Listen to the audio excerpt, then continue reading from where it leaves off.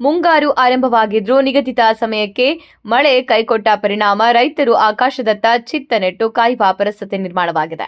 ಮಳೆಯಾಶ್ರಿತ ಕೃಷಿಗೆ ಹೆಸರಾದ ಚಳ್ಳಕೆರೆ ತಾಲೂಕಿನಲ್ಲಿ ಶೇಂಗಾ ಹಾಗೂ ತೊಗರಿ ಬಿತ್ತನೆಗೆ ಈಗಾಗಲೇ 70% ರೈತರು ಭೂಮಿ ಹಸನು ಮಾಡಿಕೊಂಡಿದ್ದಾರೆ. ಆದರೆ ದೇವರೆಡ್ಡಿಹಳ್ಳಿ ಸೇರಿದಂತೆ ಕೆಲವು ಗ್ರಾಮಗಳ ಹಳ್ಳಗಳಲ್ಲಿ ಮುಂಚಿತವಾಗಿ ಶೇಂಗಾ ಬಿತ್ತನೆ ಮಾಡಿದ ರೈತರು ಇದೀಗ ಆತಂಕಕ್ಕೆ ಒಳಗಾಗಿದ್ದಾರೆ.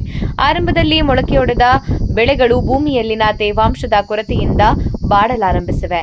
ಒಂದೆಡೆ ಸುಡುವ ಬಿಸಿಲು, ಮತ್ತೊಂದೆಡೆ ಮೋಡ ಕವಿದ ವಾತಾವರಣ. ಮಧ್ಯೆ 4 ಹನಿ ಮಳೆ ಸುರಿದು ಮಾಯವಾಗುವ ಸ್ಥಿತಿ ಪ್ರತಿದಿನದ ಚಿತ್ರಣವಾಗಿದೆ. ಕಳೆದ ವರ್ಷ ಹಿಂಗಾರು ಮಳೆ ಕೈಕೊಟ್ಟಿದ್ದು, ಈ ಬಾರಿ ಮುಂಗಾರು ಕೂಡ ಮುರಿಸಿಕೊಂಡಿರುವುದರಿಂದ ರೈತರು ತಲೆ ಮೇಲೆ ಕೈಹೊತ್ತು ಮಳೆಯ ನಿರೀಕ್ಷೆಯಲ್ಲಿದ್ದಾರೆ. ಅಲ್ಪ ಪ್ರಮಾಣದ ಮಳೆಯಿಂದ ಕೆಲ ರೈತರು ಮಾತ್ರ ಶೇಂಗಾ ಮತ್ತು ತೊಗರಿ ಬಿತ್ತನೆ ನಡೆಸಿದ್ದು, ಬೆಳೆಗಳು ಮೊಳಕೆಯೊಡೆದರೂ ನಿರೀಕ್ಷಿತ ಮಳೆಯಿಲ್ಲದ ಕಾರಣ ಒಣಗುವ ಹಂತಕ್ಕೆ ತಲುಪಿವೆ.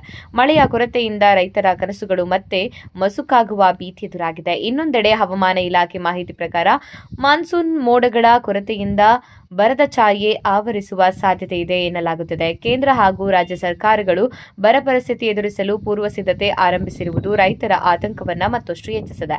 ಮಳೆಯಿಲ್ಲದೆ ಬಿತ್ತಿದ ಬೀಜ ಮಣ್ಣಿನಲ್ಲೇ ಸಾಯುವ ಭೀತಿ, ಸಾಲದ ಹೊರೆ, ಬೆಳೆ ನಷ್ಟದ ಆತಂಕ. ಚಳ್ಳಕೆರೆಯ ರೈತರು ಈಗ ಆಕಾಶದತ್ತ ನೋಡುತ್ತಾ ನಿಲ್ಲಿ ಮೋಡಗಳೇ 4 ಹನಿ ಚೆಲ್ಲಿ ಹೋಗಿ ಎಂದು ಪ್ರಕೃತಿಯನ್ನ ಪ್ರಾರ್ಥಿಸುವಂತಾಗಿದೆ.